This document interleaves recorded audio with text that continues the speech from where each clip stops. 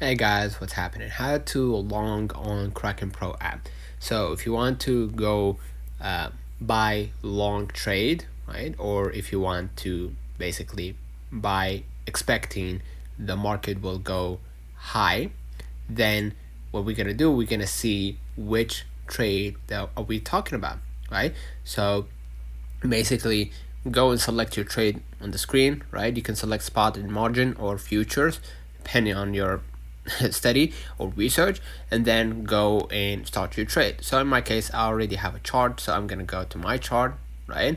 And as you can see, it shows that I want to buy. Of course, you can change it from within, or you can just close that window and just hit buy or sell at the bottom, right? So now we're gonna long trade, right? So we're gonna buy.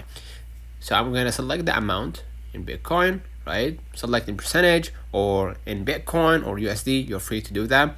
And also, which is very important, select the TP and SL, right? If you select the TP and SL, you will stop the bleeding if you, God forbid, lost from that trade, or you can profit and exit quickly without, without basically losing all that trade if the market tanks. So basically that's safest way to make sure your trade is well executed, right?